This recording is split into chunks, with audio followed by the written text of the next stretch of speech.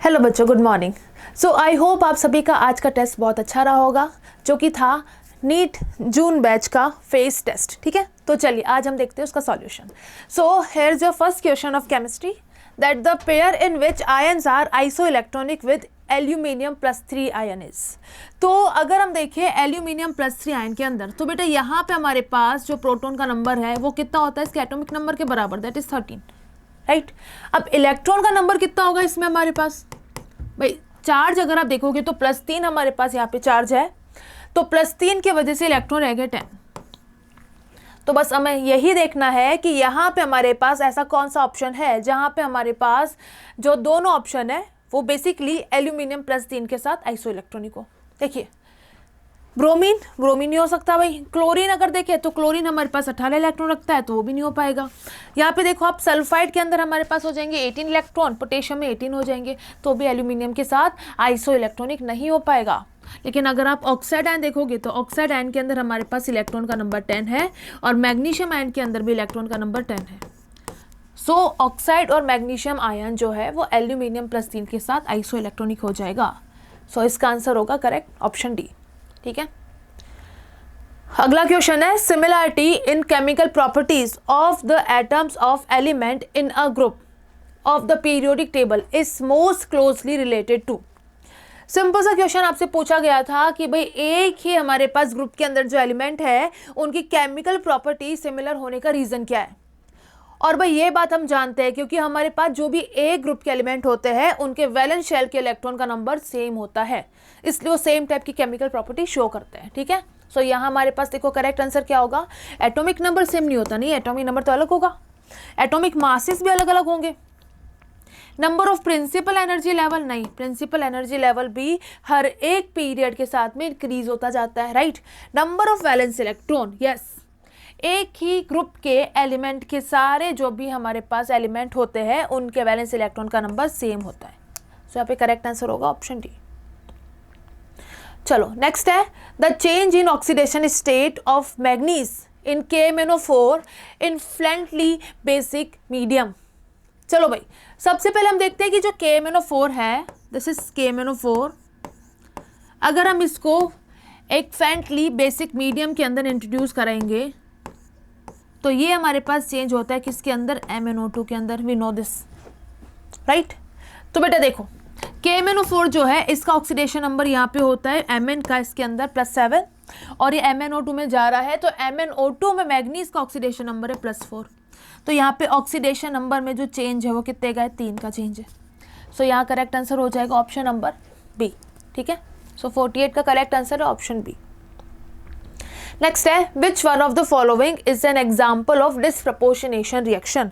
सो disproportionation reaction क्या होती है, जहाँ पे एक सेम ही एलिमेंट का एक बार ऑक्सीडेशन होगा और एक बार रिडक्शन होगा, राइट। तो ऐसी रिएक्शन कहलाती है हमारे पास डिसप्रपोर्शनेशन रिएक्शन। तो बस हमें यहाँ पे यही चेक करना है किसका डिसप्रपोर्शनेशन हो रहा है, किसका नहीं हो रहा। अगर आप फर्स्ट ऑप्शन में देखोगे तो Mn का ऑक्सीडेशन नंबर बेटा क्या हो जाएगा हमारे पास, 4 दूनी 8 में से 2 गया तो +6। इधर हमारे पास Mn का ऑक्सीडेशन नंबर +7 होगा, और यहाँ पे कितना होगा, +4 होगा।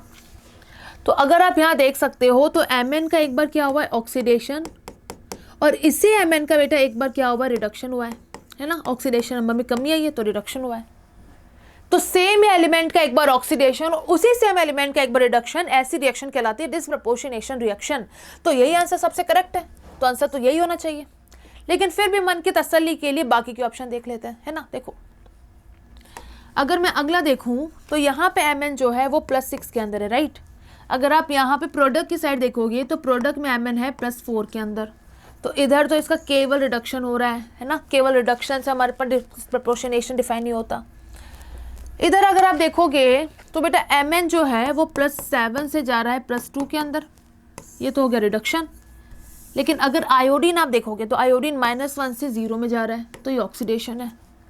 तो रेडॉक्स रिएक्शन तो है, राइट, लेकिन डिसप्रपोर्शनेशन नहीं है क्योंकि एक ही एलिमेंट का ऑक्सीडेशन रिडक्शन नहीं हो रहा। लास्ट अगर देखें हम तो Mn +7 है, +7 से गया +4 में, तो ये तो क्या हो गया हमारे पास, रिडक्शन। इधर सल्फर कितना हो जाएगा हमारे पास, 3 दूनी 6 में से 2 गया तो 4, और 4/2 +2 है, और +2 से जा रहा है किसके अंदर, +6 के अंदर, ये हो गया इसका ऑक्सीडेशन।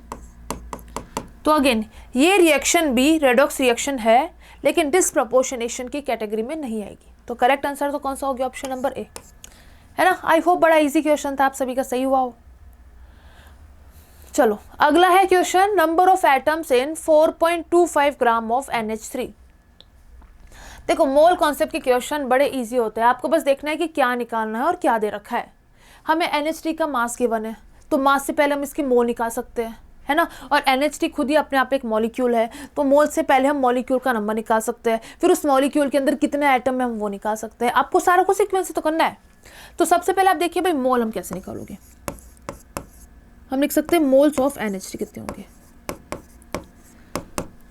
ठीक है। 4.25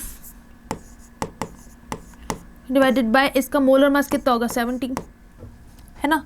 अब यहाँ से अगर हम देखें तो मॉलिक्यूल्स देख सकते हो बेटा आप कि टोटल मॉलिक्यूल्स कितने होंगे। भाई अगर NH3 का 1 मोल होगा तो वहाँ पे एवोगाड्रो नंबर के बराबर हमारे पास मॉलिक्यूल्स होंगे। तो इतने मोल के अंदर कितने मॉलिक्यूल्स हो जाएंगे? भाई सिंपल सा हमें क्या करना है, जो भी मोल आ रहे हैं उसको एवोगाड्रो नंबर से मल्टीप्लाई करना है ना। अब देखो एक मॉलिक्यूल के अंदर 4 एटम है, तो इतने मॉलिक्यूल्स के अंदर हमारे पास नंबर ऑफ एटम्स कितने आ जाएंगे? भाई टोटल हमारे पास ये आ गए मॉलिक्यूल्स का नंबर। और अगर एक मॉलिक्यूल में 4 एटम है तो हमें टोटल मॉलिक्यूल्स को 4 से मल्टीप्लाई करना होगा। तो यहाँ पे अगर आप देख सकते हो तो बेटा ये हमारे पास 17 हो गया, 17 से 17 कैंसिल, तो नंबर ऑफ एटम्स कितना आ जाएगा? एवोगाड्रो नंबर के बराबर। तो देखो करेक्ट आंसर होगा कौन सा? ऑप्शन नंबर ए, ठीक है। सो 50 का करेक्ट आंसर है option number A. Next one is the equivalent mass of H3PO4 in the following reaction is. What is equivalent mass? This is equals to molar mass upon n factor. तो H3PO4 का equivalent mass बोल रहा है, तो H3PO4 का जो molar mass है that is 98। अब n फैक्टर निकालना है। तो देखो भाई H3PO4 इज एसिड, जब ये एसिड बेस के साथ रिएक्शन करेगा तो यहाँ पे हमें देखना होता है किसी एसिड का n फैक्टर क्या होता है कि कितने H+ वो लूज कर सकता है, राइट। तो भाई अगर हम यहाँ देखें तो H3PO4 के पास ऑल्दो 3 H+ है, लेकिन आफ्टर रिएक्शन ये केवल 2 ही H+ लूज करता है। यानी कि यहाँ पे H3PO4 जो है इसका n फैक्टर कितना हो जाएगा? 2 हो जाएगा, क्योंकि इसने केवल 2 ही H+ लूज करे, है ना। तो हमारे पास आ जाएगा इसका equivalent mass 98, that is molar mass divided by 2 which is equals to 49। So the correct answer of this question is 49। तो बी ऑप्शन करेक्ट होगा इसका, राइट। चलो अगला है the orbital having 2 radial as well as 2 angular nodes. अब देखिए भाई radial node अगर आप सभी को याद हो फॉर्मूला होता है n-l-1, और एंगुलर नोड निकालने का फॉर्मूला होता है l। तो सबके देख लेते हैं हम रेडियल नोड और एंगुलर नोड कितने हैं। अगर आप यहाँ पे देखोगे रेडियल नोड तो कितना आ जाएगा 3 माइनस p के लिए l की वैल्यू कितनी होती है 1 - 1, तो कितना आ गया 1, ठीक है। और एंगुलर नोड हमारे पास कितना आ जाएगा?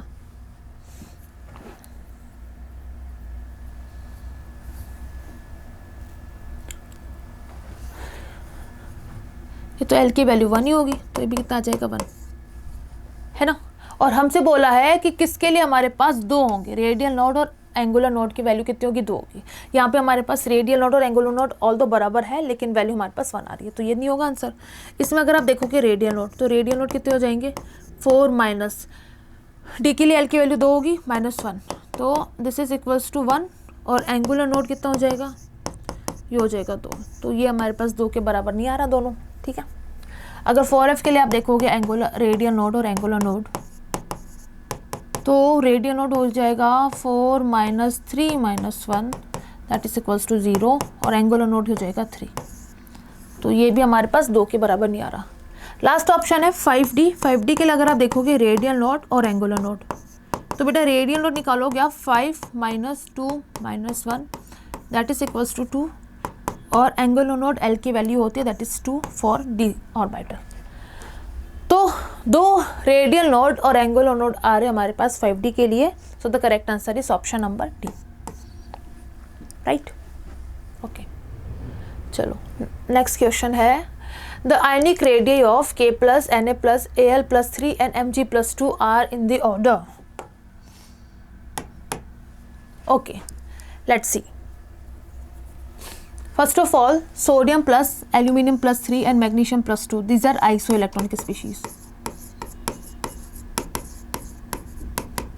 ठीक है, और सोडियम के नीचे हमारे पास पोटेशियम आता है, तो यहाँ पे हमारे पास ऐसा सोडियम होगा, उसके नीचे पोटेशियम आता है, और कहीं दूर जाके हमारे पास आएगा क्या, एल्यूमिनियम और मैग्नीशियम. तो हमें ये चीज़ मालूम है कि अगर आप पीरियड में नीचे जाओगे तो साइज इंक्रीज होगा. ठीक है, यानी कि पोटेशियम जो है उसका साइज तो सबसे ज़्यादा आएगा. अब इसके बाद में हमारे पास ये तीनों आइसो इलेक्ट्रॉनिक स्पीशीज़ है, तो आइसो इलेक्ट्रॉनिक स्पीशीज़ पे जितना ज़्यादा पॉजिटिव चार्ज होगा उसका जेड इफेक्टिव उतना ज़्यादा होगा और साइज उसका कम होगा. यानी कि अगर आपको आइसो इलेक्ट्रॉनिक स्पीशीज़ का साइज ज़्यादा बताना है तो उसमें पॉजिटिव चार्ज का मैग्नीट्यूड कम होना चाहिए, और सबसे कम किसके अंदर है, वो सोडियम प्लस के अंदर, Na प्लस के अंदर, देन Mg प्लस 2 में, और फिर Al प्लस 3. तो ये हो जाएगा हमारे पास इसके एटॉमिक साइज या फिर एटॉमिक रेडियस का ऑर्डर. सो देखो, करेक्ट आंसर मैच करोगे तो आंसर कौन सा दिख रहा है आपको, डी. करेक्ट आंसर होगा 53 का ऑप्शन डी. ओके, चलो नेक्स्ट है, the orbital angular momentum of an electron in 3s orbital is xh/2π. सो हमसे पूछा है ऑर्बिटल एंगुलर मोमेंटम. पहले तो आप इसका फॉर्मूला लिखो, what is orbital angular momentum. This is √L into L plus 1 h/2π. ठीक है, तो बेटा 3s के लिए हमें निकालना है, और यहाँ पे हमारे पास s के लिए l की वैल्यू कितनी होती है, 0, और अगर l बराबर 0 होगा तो ये पूरा हमारे पास कितनी वैल्यू आएगी, 0. समझ पा रहे हो. ठीक है, तो अभी हमारे पास देखिए भाई, आपसे बोला है कि भाई ये हमारे पास जो 3s ऑर्बिटल है उसके एंगुलर मोमेंटम की वैल्यू है xh/2π, ये वैल्यू है. अब हम ये जानते हैं कि 3s के लिए l बराबर 0 है, और l की वैल्यू जब यहाँ पे 0 रखेंगे तो आंसर 0 आना चाहिए, यानी कि xh/2π का आंसर भी क्या आना चाहिए, 0 आना चाहिए. तो x की क्या वैल्यू रखे कि आंसर 0 आ जाए, तो x बराबर अगर 0 पुट करेंगे तभी तो आंसर 0 आएगा. तो यहाँ करेक्ट आंसर हो जाएगा ऑप्शन नंबर डी. ठीक है, चलो अगला है, the volume occupied by 4.4 gram of CO2 at STP. STP पे हमें मालूम है कि मोल कैसे निकालते हैं, और CO2 का हमें मास गिवन है. तो देखो भाई, बड़ा सिंपल सा तरीका है, मोल्स ऑफ CO2 क्या हो जाएगा, एक फॉर्मूला होता है हमारे पास given mass upon molar mass. तो गिवन मास कितना है, 4.4 ग्राम, मोलर मास है 44 ग्राम. दूसरा फॉर्मूला हमारे पास मोल निकालने का STP पे volume of the gas divided by 22.4 litre. तो इन दोनों से जो मिलने वाले मोल है वो इक्वली तो होंगे, राइट. तो बेटा देखो यहाँ पे हमारे पास कितना आ जाएगा, ये आ जाएगा हमारे पास 0.1, that is equals to V/22.4. So the volume of CO2 will be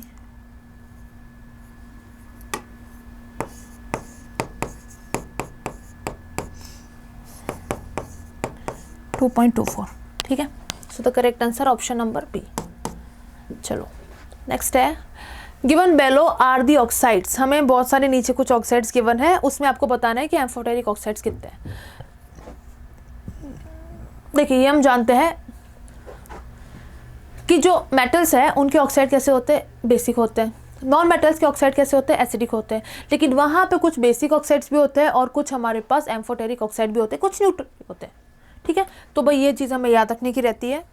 sodium का जो ऑक्साइड है this is basic in nature, है ना. आर्सेनिक का ऑक्साइड ये हमारे पास कैसा होता है, एम्फोटेरिक इन नेचर. N2 और NO दोनों हमारे पास कैसे बेटा, ये न्यूट्रल ऑक्साइड है ना. और क्लोरीन का जो ऑक्साइड है this is acidic in nature. तो हमें बताना है कि कौन से कितने ऑक्साइड एम्फोटेरिक है. तो केवल एक ही ऑक्साइड एम्फोटेरिक दिख रहा है, so the correct answer is option B. Next है, the correct decreasing order for metallic character is. भाई एक पीरियड में लेफ्ट टू राइट चलने पे मेटेलिक कैरेक्टर होता है डिक्रीज, राइट. और अप टू डाउन चलने पे मेटेलिक कैरेक्टर क्या होता है, इंक्रीज होता है.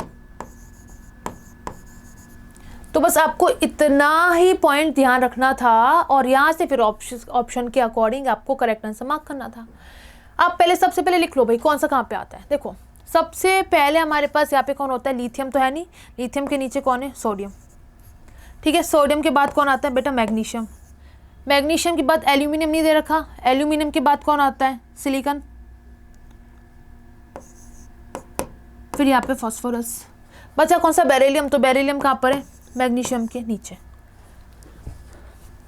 लेफ्ट टू राइट चलने पे मेटेलिक कैरेक्टर कम होता है, तो सबसे कम मेटेलिक कैरेक्टर फास्फोरस में है और फिर सिलिकॉन के अंदर है ना। और अप टू डाउन चलने पे मेटेलिक कैरेक्टर इंक्रीज होता है, यानी कि सोडियम और मैग्नीशियम जो है इनका मेटेलिक कैरेक्टर बेरिलियम से तो क्या होगा भाई, ज़्यादा होगा। ठीक है, तो देखो भाई फास्फोरस का मेटेलिक कैरेक्टर सबसे कम है, फिर सिलिकॉन का। अब इन दोनों में फिर ज़्यादा मेटेलिक कैरेक्टर किसका होगा, सोडियम का, ऐसे हमारे पास होगा। और ऊपर से नीचे जाने पे मेटेलिक कैरेक्टर इंक्रीज होता है, तो बेरिलियम से ज़्यादा किसका होगा, मैग्नीशियम का, है ना। तो ऑर्डर क्या आ गया हमारे पास, इसके आगे आना चाहिए था मैग्नीशियम सोडियम, और मैग्नीशियम सोडियम से कम किसका है, बेरिलियम का। तो ये हो गया हमारे पास इसका करेक्ट आंसर।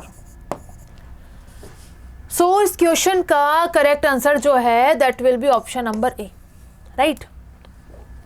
अगला है amphoteric oxide combinations are in. हमें एम्फोटेरिक ऑक्साइड के कॉम्बिनेशन को पहचानना है, तो बड़ा इजी क्वेश्चन है। जेडेनो एम्फोटेरिक है, ये हमारे पास बेसिक है, SO3 एसिडिक है। जेडेनो एम्फोटेरिक है, फास्फोरस का ऑक्साइड क्लोरीन का ऑक्साइड कैसा है, दोनों एसिडिक है। ठीक है, टिन का ऑक्साइड, एल्यूमिनियम ऑक्साइड, जिंक का ऑक्साइड, तीनों एम्फोटेरिक है, तो यही करेक्ट आंसर है। लेड का ऑक्साइड एम्फोटेरिक है, टिन का ऑक्साइड एम्फोटेरिक है, SO2 का ऑक्साइड एसिडिक है, SO3 का ऑक्साइड एसिडिक है, राइट। सो सारे एम्फोटेरिक बताने हैं, तो कौन सा आंसर होगा, ऑप्शन सी। नेक्स्ट है which arrangement represents the correct order of electron gain enthalpy of the given atomic species.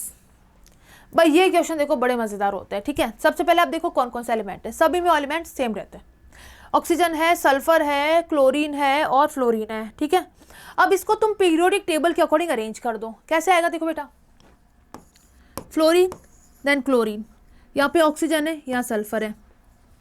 अभी हम एक चीज़ जानते हैं कि लेफ्ट टू राइट जाने पे जो इलेक्ट्रॉन एफिनिटी है या इलेक्ट्रॉन गेन एंथैल्पी वो इंक्रीज होती है, यानी कि फ्लोरीन और क्लोरीन की जो इलेक्ट्रॉन गेन एंथैल्पी है वो ऑक्सीजन सल्फर से तो ज़्यादा होगी। समझ पा रहे हो, फ्लोरीन और क्लोरीन की इलेक्ट्रॉन गेन एंथैल्पी ज़्यादा होगी किससे, ऑक्सीजन सल्फर से। उसके अलावा यहाँ पे आपको एक और चीज़ ध्यान में रखनी होती है कि भाई ये ऑक्सीजन फ्लोरीन है सेकंड पीरियड के, सल्फर क्लोरीन है थर्ड पीरियड के, तो इलेक्ट्रॉन एफिनिटी जो है वो थर्ड पीरियड के एलिमेंट की ज़्यादा होती है सेकंड पीरियड के एलिमेंट से। यानी कि फ्लोरीन और क्लोरीन के बीच में अगर हमें अभी कंपेयर करना है तो क्लोरीन थर्ड पीरियड का है, फ्लोरीन सेकंड पीरियड का है, तो क्लोरीन की इलेक्ट्रॉन एफिनिटी ज़्यादा होगी as compare to fluorine. Same इसी तरीके से ऑक्सीजन सल्फर में कंपेयर करना है तो सल्फर थर्ड पीरियड का है और ऑक्सीजन सेकंड पीरियड का है, तो ज़्यादा इलेक्ट्रॉन एफिनिटी होगी किसकी, सल्फर की, और सबसे कम किसकी होगी, ऑक्सीजन की। So this will be the correct answer. तो यहाँ पे हमारे पास करेक्ट ऑप्शन जो मैच हो रहा है that is option number B. So question 59 का करेक्ट आंसर है ऑप्शन बी। ठीक है, अगला है 6.025 into 10 to the power 20 molecules of acetic acid are present in 500 ml of its solution. The concentration of solution is. So जब भी हमसे ना कंसंट्रेशन की बात करते हैं तो जनरली अपन मोलैरिटी की बात करते हैं। ठीक है, सो बेटा मोलैरिटी का जो फॉर्मूला है दैट इज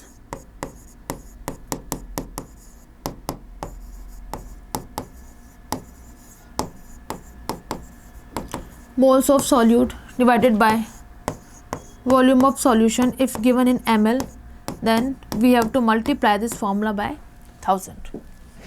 अब देखो सॉल्यूट हमारे पास कौन है, एसिटिक एसिड, इसके मोल नहीं दे रखे, इसके मॉलिक्यूल्स का नंबर दे रखा है, तो मॉलिक्यूल के नंबर से मोल का नंबर निकाल सकते हैं हम। ठीक है, कैसे करेंगे हम इसको, एवोगाड्रो नंबर से डिवाइड करके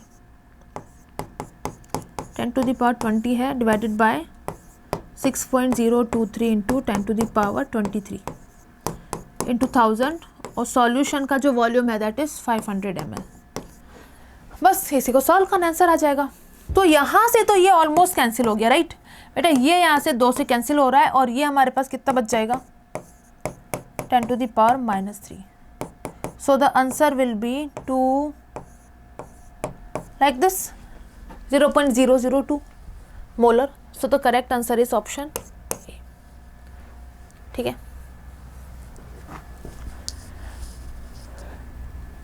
अगला क्वेश्चन है 3 elements XYZ are in the third period of periodic table. The oxides of XYZ respectively are basic, amphoteric and acidic. The correct order of atomic number of XYZ is. तो जो XYZ है 3 element है हमारे पास, अलग अलग 3 element है, एक ही period के अंदर है। अब इनका ना हमें एसिडिक और बेसिक नेचर दे रखा है। अब देखो एक चीज़ हम जानते हैं कि लेफ्ट टू राइट अगर आप एक ही पीरियड में लेफ्ट टू राइट मूव करोगे तो बेटा एसिडिक कैरेक्टर या एसिडिक नेचर जो है वो इंक्रीज होता है और बेसिक नेचर क्या होता है, डिक्रीज होता है। तो अगर हम इस XYZ को एक ही जो कि थर्ड पीरियड के अंदर ऑलरेडी प्रेजेंट है उसको हम एक ही पीरियड में अरेंज करें तो सबसे हमें राइट मोस्ट कॉर्नर में मिलेगा कौन सा, Z, क्योंकि Z हमारे पास कैसा है, एसिडिक नेचर का है, ठीक है। और सबसे ज़्यादा लेफ्ट मोस्ट कॉर्नर में कौन मिलेगा हमें, X, क्योंकि X हमारे पास कैसा है, X है आपके पास बेसिक नेचर का। तो Y का होगा, Y कहीं ना कहीं इन दोनों के बीच में होगा, ठीक है। तो ये हमने इन लोगों को, इन तीनों को एक ही पीरियड के अकॉर्डिंग अरेंज कर दिया। अब पूरी जो पीरियोडिक टेबल है उसमें चाहे आप लेफ्ट टू राइट मूव करोगे पीरियड में या फिर ग्रुप में अप टू डाउन मूव करोगे तो हमारे पास एटॉमिक नंबर इंक्रीजिंग ही मिलेगा। तो यहाँ पे सबसे ज़्यादा एटॉमिक नंबर किसका है, अगर हम बात करें इनके एटॉमिक नंबर की तो सबसे ज़्यादा एटॉमिक नंबर Z का है, फिर Y का है, देन X का है। तो करेक्ट आंसर हो जाएगा ऑप्शन नंबर C, ठीक है। अगला है presence of 3 unpaired electron in phosphorus atom can be explain by. अरे भाई ये तो बहुत इजी क्वेश्चन आ गया तुम्हारे पास कि भाई एक ही जो ऑर्बिटल है, सॉरी एक ही आपके पास सबशेल है उसके अंदर जो अलग अलग ऑर्बिटल है उसके अंदर ये बात किसने बोली थी कि पहले आप एक एक इलेक्ट्रॉन ही भरोगे अनपेड, वो भी सेम स्पिन वाला, और उसके बाद इलेक्ट्रॉन की पेयरिंग स्टार्ट होगी। भाई ये याद करो, ये बोला था किसने, भाई हुंड ने। तो फॉस्फोरस के अंदर जो 3 अनपेड इलेक्ट्रॉन मिलते हैं उसके पीछे हमारे पास लॉजिक किसका था, ये था हमारे पास किसका रूल, हुंड्स का रूल, ठीक है। नेक्स्ट है the correct order of increasing ionic radius. देखो भाई ऑप्शन अगर आप देखोगे सारी आइसो इलेक्ट्रॉनिक स्पीशीज है, तो for iso electronic species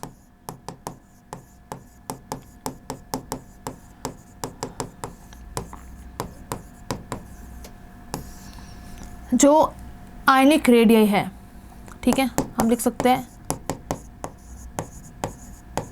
ionic radius directly proportional to negative charge. जितना ज़्यादा नेगेटिव चार्ज होगा रेडियस उतना ज़्यादा होगा और जितना ज़्यादा पॉजिटिव चार्ज होगा रेडियस उतना ही कम होगा। तो देखो हमारे पास बेटा एलिमेंट कौन कौन से गिवन है, मैग्नीशियम, सोडियम, फ्लोराइड, ऑक्साइड और नाइट्राइड। तो सबसे ज़्यादा नेगेटिव चार्ज किसके पास है, नाइट्राइड के पास। तो ये ऑप्शन, ये ऑप्शन, ये ऑप्शन ये हो सकता है। उसके बाद में कौन आएगा, ऑक्साइड, यानी कि ये तो नहीं हो पाएगा, ये हो सकता है, ये हो सकता है। उसके बाद कौन आएगा, नेगेटिव वाले तो पहले आएंगे, नेगेटिव वालों का साइज पॉजिटिव वालों से ज़्यादा होगा in case of isoelectronic species. और उन नेगेटिव में भी सबसे ज़्यादा साइज किसका होगा, जिसपे जितना ज़्यादा नेगेटिव चार्ज उसका साइज उतना ज़्यादा। पॉजिटिव वालों का साइज नेगेटिव वालों से कम होगा और किसका साइज सबसे कम होगा, जिसपे जितना ज़्यादा पॉजिटिव चार्ज उसका साइज उतना ही कम होगा, ठीक है। तो सबसे ज़्यादा हमारे पास बड़ा साइज आ गया किसका, नाइट्राइड आयन का, फिर ऑक्साइड आयन का, फिर फ्लोराइड आयन का। ये हो गए सारे नेगेटिव आयन्स। अब पॉजिटिव आयन देखो तुम, तो पॉजिटिव आयन हमारे पास जो है मैग्नीशियम आयन, इसका साइज सबसे कम हो जाएगा क्योंकि पॉजिटिव चार्ज ज़्यादा है ना। फिर क्या हो जाएगा बेटा, सोडियम आयन, और ये हमारे पास ऑर्डर आ गया। So the correct answer of this question is option A, right. चले आगे। Okay, so this is the assertion reason kind of question. आपको असरेशन गिवन है, metallic character decrease and non metallic character increase on moving left to right in a period. ये तो अभी थोड़ी देर पहले बताया कि अगर आप एक ही पीरियड में लेफ्ट टू राइट मूव करोगे तो मेटेलिक कैरेक्टर डिक्रीज होता है, तो non metallic character automatically increase होगा। तो असरेशन तो सही बोल रहे हैं। देखो इसका रीज़न पढ़ते हैं, ऐसा क्यों होता है। Okay, it is due to increase in ionization enthalpy. बिल्कुल, आयोनाइजेशन एंथैल्पी इंक्रीज होती है ना, जिससे कि इलेक्ट्रॉन निकल नहीं पाता, और अगर इलेक्ट्रॉन निकल नहीं पाएगा तो मेटेलिक कैरेक्टर डिक्रीज हो जाएगा। और decrease in electron gain enthalpy नहीं, डिक्रीज नहीं होता, क्या होता है, इंक्रीज होता है। इलेक्ट्रॉन की एंथैल्पी अगर हमारे पास इंक्रीज होती है लेफ्ट टू राइट चलने पे, तभी तो इलेक्ट्रॉन का ऐड होना इजीली हो पाता है, और इलेक्ट्रॉन ऐड करने की टेंडेंसी कौन दिखाता है? नॉन मेटल दिखाता है। तो भाई ये वाला स्टेटमेंट तो गलत हो गया, ठीक है। रीजन अगर ऐसा होता कि it is due to increase in ionization enthalpy and increase in electron gain enthalpy, तो फिर वो करेक्ट आंसर हो जाता, लेकिन यहाँ पे हमारे पास इसने गड़बड़ कर दी, है ना। तो reason is incorrect, so the correct answer is option B कि असरेशन तो सही है भाई, और रीजन आपके पास फॉल्स है। क्वेश्चन नंबर 65 है। 65 हम अगर देखें तो ये बोल रहा है the size of isoelectronic species chloride, argon and calcium +2 is affected by. अच्छा, आइसो इलेक्ट्रॉनिक का साइज अभी हमने देखा कि भाई जितना ज़्यादा नेगेटिव चार्ज उसका साइज उतना ज़्यादा, पॉजिटिव वाले का साइज सबसे कम, और न्यूट्रल वाले का कहाँ आता है? बीच में आता है। तो ये हमारे पास है इनके साइज का ऑर्डर, ठीक है। हम लिख सकते हैं इसके आयनिक साइज है, साइज ही लिख देते केवल। तो इसका रीज़न क्या है?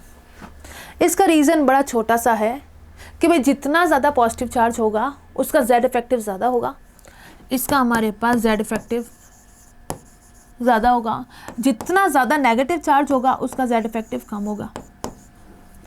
तो न्यूक्लियर चार्ज इसका मेन रीज़न है कि यहाँ पे हमारे पास साइज में वेरिएशन क्यों आता है। सो यहाँ से करेक्ट आंसर क्या हो जाएगा? Option D, that is nuclear charge. Next question है, हमें एक रिएक्शन गिवन है, ठीक है, and we have to find out that what is the value of X. भाई देखो बेटा, ये हमारे पास जो रिएक्शन है, हम जानते हैं कि भाई ऐसी रिएक्शन को हम आयन इलेक्ट्रॉन मेथड या फिर ऑक्सीडेशन नंबर मेथड से भी बैलेंस कर सकते हैं, ठीक है।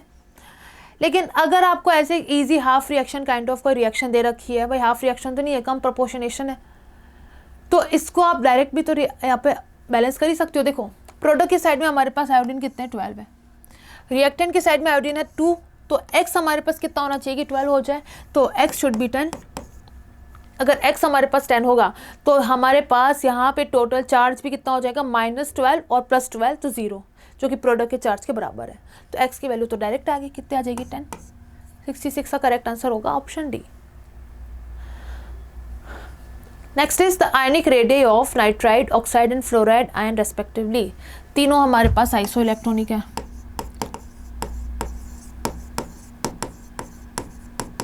आइसो इलेक्ट्रॉनिक का फंडा भी बताया कि नेगेटिव आयन के ऊपर जितना ज़्यादा नेगेटिव चार्ज होगा उसका साइज उतना ही ज़्यादा होगा, ठीक है। तो सबसे बड़ा साइज किसका है? नाइट्राइड आयन का, फिर ऑक्साइड आयन का, तो सबसे कम है फ्लोराइड आयन का, ठीक है। तो देखो भाई ऑप्शन कौन सा मैच हो रहा है? ऐसा ज़्यादा, कम, फिर कम, तो आंसर ए ही हमारे पास करेक्ट है। नेक्स्ट है the correct order of ionic radii for the ions. Ionic radii का वापस से ऑर्डर आ गया। तो जितने भी नेगेटिव आयंस है, ये हमारे पास नेगेटिव आयन है, इनका साइज बड़ा होगा as compare to positive ion, क्योंकि आइसो इलेक्ट्रॉनिक स्पीशीज़ है। अब नेगेटिव में जितना ज़्यादा नेगेटिव चार्ज उसका साइज उतना ज़्यादा होगा, पॉजिटिव में जितना ज़्यादा पॉजिटिव चार्ज उसका साइज उतना कम होगा। तो इसके अकॉर्डिंग तो भाई यही ऑप्शन मुझे सही लग रहा है, तो यही आंसर हो जाएगा इसका, ठीक है। 68 का correct answer option A. The number of subshells associated with n equals to 4 and m equals to -2 quantum numbers is। तो अगर हमारे पास बेटा n बराबर 4 है, तो n बराबर 4 के लिए हमारे पास जो सबशेल है वो कौन कौन से हो जाएंगे?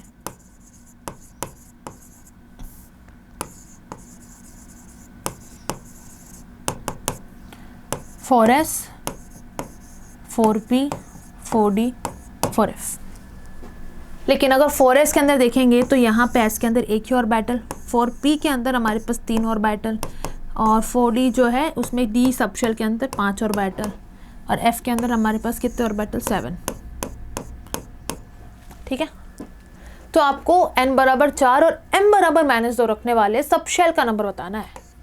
तो सबशेल तो हमारे पास टोटल कितने आ गए? n बराबर 4 के लिए 4 आ गए, लेकिन इसमें भी हमारे पास m बराबर -2, m की वैल्यू देखो यहाँ पे 0 होगी, यहाँ पे -1 से +1 होगी, इधर -2 से +2 होगी, इधर -3 से +3 होगी। तो -2 एक तो यहाँ आ रहा है कि यहाँ पे आ रहा है। तो n बराबर 4 के लिए टोटल सबशेल तो 4 है, राइट। लेकिन ऐसे कितने सबशेल है जिसके लिए m बराबर -2 आ रहा है? तो बेटा हमारे पास एक तो 4d हो गया और एक 4f हो गया, 2 सबशेल आ गए ऐसे। तो यहाँ करेक्ट आंसर होगा ऑप्शन नंबर डी, ठीक है। चलो नेक्स्ट है the correct order of electron gain enthalpy of chlorine, fluorine, tellurium and polonium. तो वापस से भैया सेम ही टाइप का इलेक्ट्रॉन गेन एंथैल्पी सिखाया था अभी कि फ्लोरीन है, क्लोरीन है। पहले सारे एलिमेंट को आप पीरियोडिक टेबल के अकॉर्डिंग अरेंज कर लो। अब देखो इससे पहले हमारे पास ऑक्सीजन फैमिली है, तो ऑक्सीजन नहीं है, सल्फर नहीं है, सेलेनियम नहीं है। उसके नीचे हमारे पास कौन आता है, टेल्यूरियम, और सबसे नीचे कौन आता है, पोलोनियम। तो लेफ्ट टू राइट चलने पे इलेक्ट्रॉन गेन एंथैल्पी इंक्रीज होती है, तो फ्लोरीन और क्लोरीन की ज़्यादा आएगी किससे, टेल्यूरियम और पोलोनियम से। ऐसे लिख सकते हैं हम, ठीक है। अब बाकी देखो, फ्लोरीन है सेकेंड पीरियड का एलिमेंट और क्लोरीन है थर्ड पीरियड का एलिमेंट, तो क्लोरीन की फ्लोरीन से ज़्यादा होगी, तो यहाँ पे हमारे पास क्या ऑर्डर आ जाएगा, क्लोरीन की ज़्यादा होगी किससे, फ्लोरीन से। इन दोनों का मामला सेट है। उसके अलावा एक ग्रुप में ऊपर से नीचे जाने पे डेल्टा HEG की वैल्यू क्या होती है, डिक्रीज होती है। तो टेल्यूरियम की इलेक्ट्रॉन गेन एंथैल्पी ज़्यादा होगी पोलोनियम से, तो इन दोनों में क्या ऑर्डर आ जाएगा, tellurium then polonium. So this is the correct answer. तो यहाँ पे हमारे पास करेक्ट आंसर देखो कहाँ मैच हो रहा है, ये तो सिर्फ ऑप्शन डी में मैच हो रहा है। तो this is the correct option for question number 70। Next is the region in electromagnetic spectrum where Balmer series line appear is. तो बार्मर सीरीज जो है विजिबल रीजन में अपीयर होती है, so correct answer is option A. The atomic number of unnil unnium is, un मतलब 1, नील मतलब 0, अन मतलब 1। Atomic number क्या आ गया, 101। सो 72 का करेक्ट आंसर है ऑप्शन ए, ठीक है। The total number of orbitals associated with principal quantum number 5। तो प्रिंसिपल क्वांटम नंबर अगर 5 है तो सबसे पहले देखो बेटा यहाँ पे सबशेल कितने होंगे। तो जितना हमारे पास शेल का नंबर है, ठीक है, उतने सबशेल होंगे। 5 ही सबशेल आएंगे। कौन कौन से आएंगे 5 subshell, 5s, 5p, 5d, 5f, 5g। अब इसके अंदर सबशेल के अंदर क्या होते हैं, ऑर्बिटल्स होते हैं। तो यहाँ पे कितने ऑर्बिटल्स हो जाएंगे हमारे पास, एक ऑर्बिटल। 5p में कितने ऑर्बिटल, 3 है। 5d में कितने ऑर्बिटल, 5 है। 5f में कितने हो जाएंगे, 7। और 5g में कितने हो जाएंगे, 9। अब अगर हम इनको काउंट करेंगे तो हमारे पास टोटल कितने ऑर्बिटल आ जाएंगे बेटा, टोटल आ जाएंगे 25 ऑर्बिटल, ठीक है। So the correct answer is option B.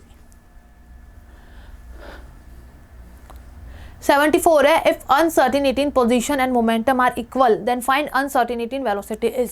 हमें गिवन है कि भाई अनसर्टिनिटी इन पोजीशन और अनसर्टिनिटी इन मोमेंटम इक्वल है, तो आपको अनसर्टिनिटी इन वेलोसिटी फाइंड करनी है। और अनसर्टिनिटी के लिए हमारे पास केवल एक ही फॉर्मूला है, that is delta X dot delta P equals to h/4π। हमें डेल्टा वी की वैल्यू निकालनी है, तो डेल्टा एक्स की जगह हम डेल्टा पी लिख सकते हैं। So this will be delta P into delta P equals to h/4π। ये हो जाएगा डेल्टा पी का होल स्क्वायर, है ना, h/4π। और डेल्टा पी की जगह लिख सकते हैं हम m into delta V, momentum, इस पूरे का whole square, that is equals to h/4π। अब बेटा डेल्टा वी का जो स्क्वायर है वो कितना आ जाएगा, h/4π divided by m square हो गया, ठीक है। और डेल्टा वी हमें चाहिए, तो ये हो जाएगा √h/4π m स्क्वायर। इसको थोड़ा सिंप्लीफाई करेंगे तो ये 2 और m बाहर आ जाएगा और अंडर में रह जाएगा h/π। So this will be the correct answer. तो ये हमारे पास मैच हो रहा है कहाँ से, ऑप्शन नंबर 2 से। So the correct answer is option B.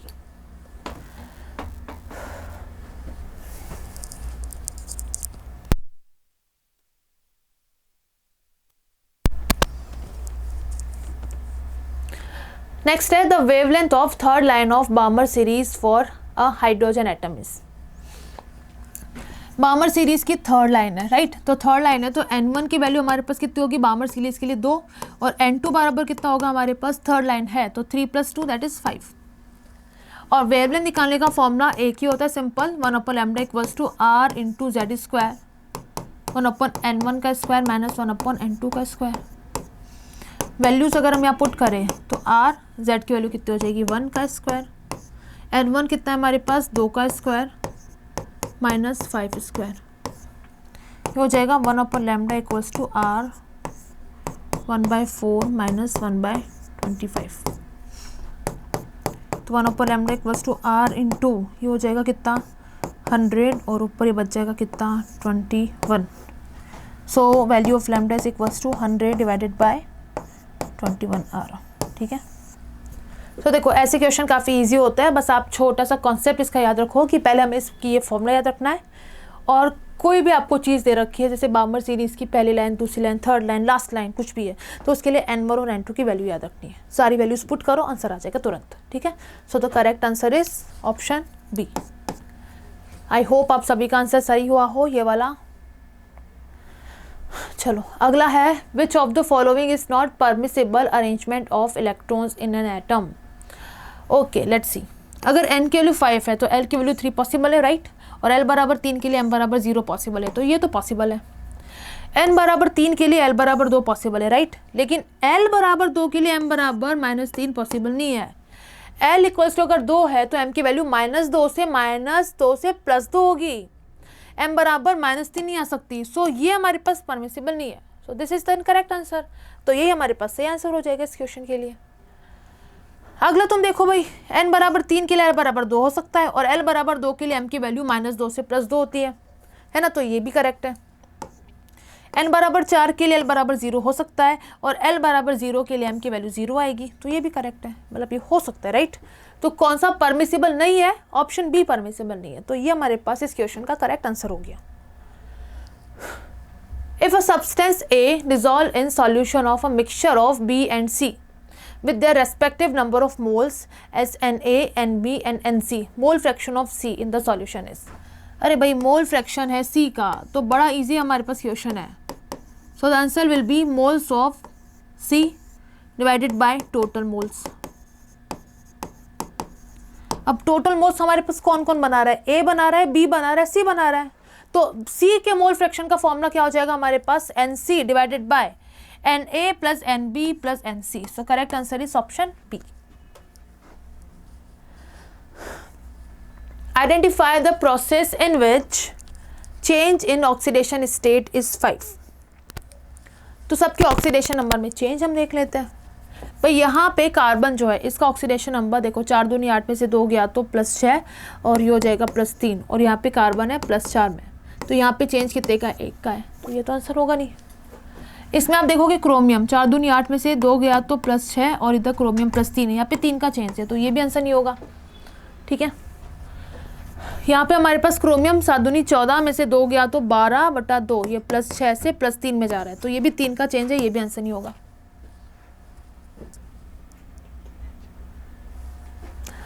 यहाँ पे मैग्नीज जो है इट इज +7 से +2 में जा रहा है, तो यहाँ पे चेंज 5 का है, तो ये हमारे पास करेक्ट आंसर हो जाएगा। ठीक है, which of the following pairs of element have almost similar atomic radii. Okay nice.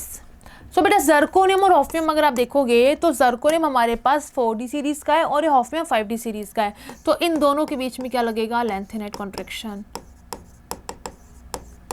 Lanthanide contraction से साइज ऑलमोस्ट सिमिलर हो जाता है, राइट, वी नो दिस। ऐसे मॉलिब्डेनम हमारे पास 4d सीरीज का है और वेनेडियम हमारे पास टंगस्टन हमारे पास 5d सीरीज का है, तो यहाँ पे लेंथेनाइट कॉन्ट्रैक्शन है तो साइज ऑलमोस्ट सिमिलर। फिर CO और Ni, FeCO Ni तीनों का साइज ऑलमोस्ट सिमिलर होता है। ठीक है, तो यहाँ पे तो सबके क्या पूछ रहा है कि आपसे कि किसका एटॉमिक रेडियस सिमिलर होगा, तो इन सारे ऑप्शन का एटॉमिक रेडियस सिमिलर होगा। सो 79 का करेक्ट आंसर हो जाएगा ऑप्शन डी। नेक्स्ट है, out of sodium plus magnesium +2 oxygen -2 and nitride ion the pair of species showing minimum and maximum IP। Okay let's सी, वही बात है बेटा, 4 आइसो इलेक्ट्रॉनिक स्पीशीज।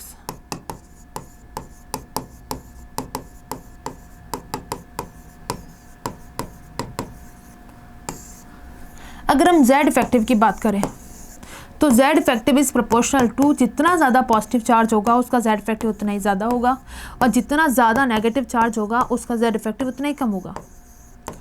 और हम ये चीज़ ऑलरेडी जानते हैं कि जो Z इफेक्टिव है वो एटॉमिक साइज के इनवर्सली प्रोपोर्शनल चलता है।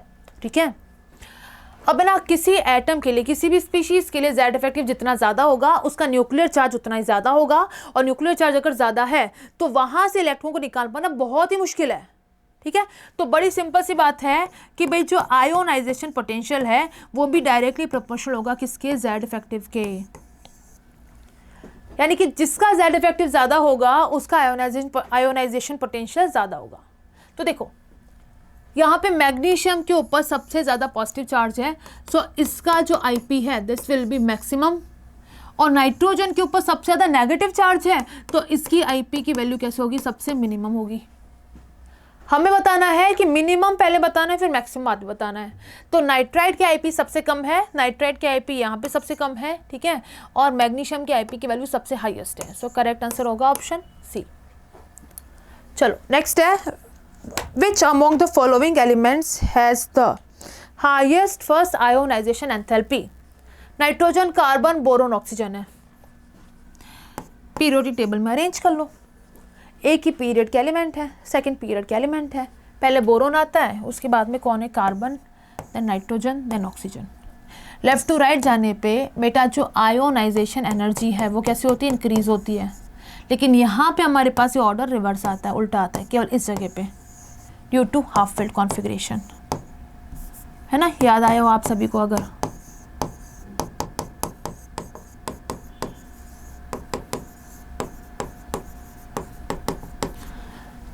तो एक्चुअल में एक ही पीरियड के अंदर हमारे पास इस IE का ऑर्डर क्या हो जाएगा, नाइट्रोजन सबसे ज़्यादा, फिर oxygen, then carbon, then boron.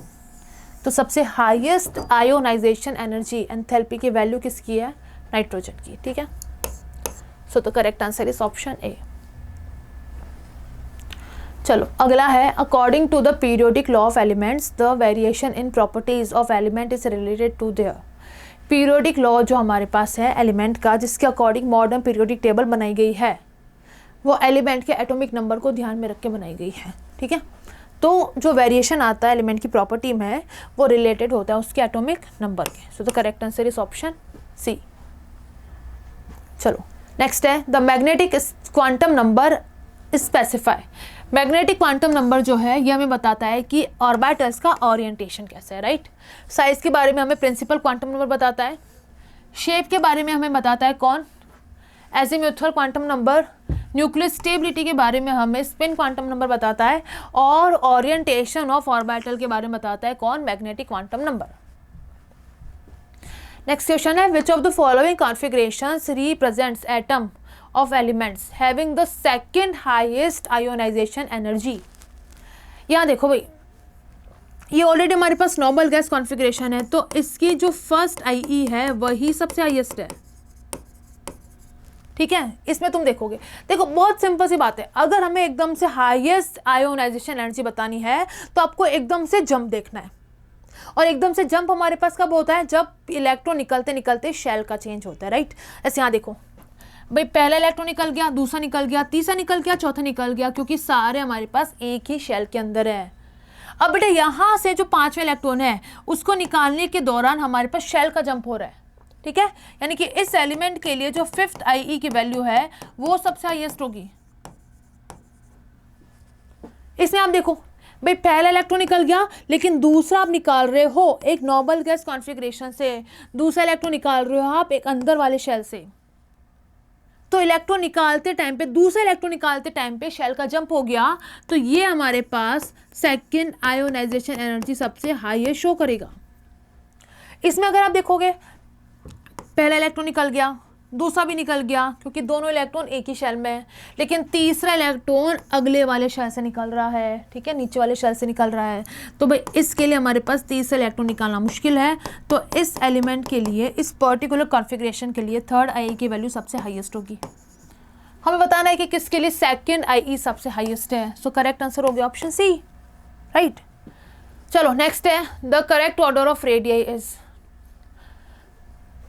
Nitrogen, beryllium, boron. देखो भाई, बेरिलियम इधर आता है, बोरोन यहाँ पे आता है, नाइट्रोजन इधर आता है। लेफ्ट टू राइट जाने पे रेडियस कम होती है, तो बेरिलियम की सबसे ज़्यादा, फिर बोरोन, फिर नाइट्रोजन की कम आएगी, तो ये तो गलत है। Sodium, lithium, potassium. लिथियम यहाँ पर है, सोडियम यहाँ पर है, पोटेशियम उसके नीचे है।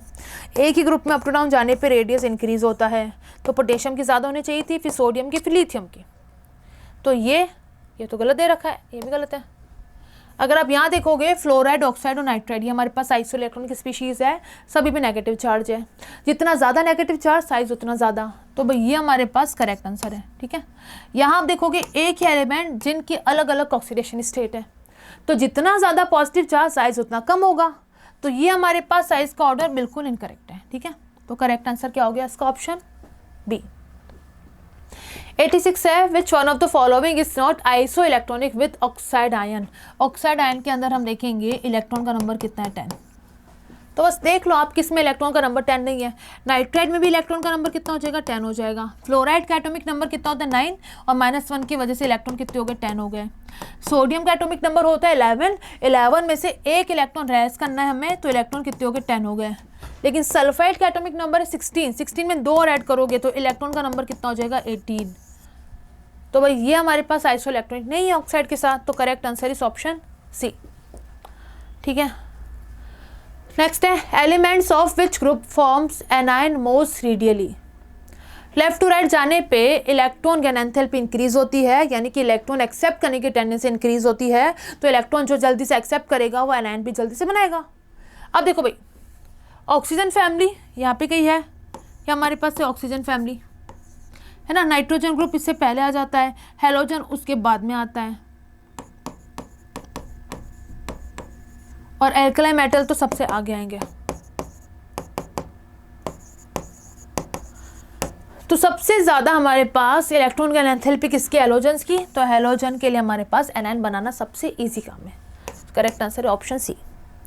नेक्स्ट है, the element with atomic number 7 is placed in 7th period 15th group, find the atomic number is. देखो इसका एक तरीका बहुत ईजी बताया था कि अगर हमारे पास 7th पीरियड है और अगर हमारे पास जो एटॉमिक नंबर है इट इज मोर देन 104, तो भाई ऐसे पर्टिकुलर एलिमेंट के लिए जो नंबर ऑफ ग्रुप होगा, number of group that is equals to last 2 digits of atomic number. ठीक है, जैसे ये देखो भाई 112 नंबर का जो एलिमेंट है ये हमारे पास ग्रुप नंबर 12 से बिलोंग करता है। 105 का एलिमेंट हमारे पास ग्रुप नंबर 5 से बिलोंग करता है। 107 जो एटॉमिक नंबर है ये ग्रुप नंबर 7 से बिलोंग करता है, और 115 हमारे पास ग्रुप नंबर 15 से बिलोंग करता है। सो हमें बताना है कि 7th पीरियड के तो सारी है, लेकिन ग्रुप नंबर 15 से कौन बिलोंग कर रहा है? Option number D. So this is the correct answer. Next है, which of the following gas does not have an octet और 8 electron in the outermost shell. भाई नियॉन के आउटरमोस्ट शेल में 8 इलेक्ट्रॉन है, रेडॉन के आउटरमोस्ट शेल में भी हमारे पास 8 इलेक्ट्रॉन है, आर्गन में है, लेकिन हीलियम में हमारे पास केवल 2 होते हैं, तो ये हमारे पास करेक्ट आंसर हो जाएगा। नेक्स्ट है, the total number of atomic orbital in 4th energy level of an atom. भाई अगर हमारे पास 4th एनर्जी लेवल की बात कर रहा है तो यहाँ पे सबशेल का नंबर होगा 4, कौन कौन से? 4s, 4p, 4d, 4f। Subshell के अंदर होते हैं ऑर्बिटल्स। 4s में होगा 1 ऑर्बिटल, 4p में होंगे 3 ऑर्बिटल, 4d में होंगे 5 ऑर्बिटल, और 4f में होंगे हमारे पास कितने? 7 ऑर्बिटल। और टोटल अगर आप ऑर्बिटल का नंबर काउंट करोगे तो टोटल हमारे पास कितने ऑर्बिटल आ गए 4th शेल के अंदर? 16। So the correct answer is option B. तो ठीक है बेटा, ये हो गया हमारे पास इस फेस टेस्ट का सॉल्यूशन, है ना। तो आई होप आप सभी का पेपर बहुत अच्छा हुआ हो और आपके मैक्सिमम जो क्वेश्चंस है उनके करेक्ट आंसर भी मार्क हुए हो। ठीक है, so thank you, all the best.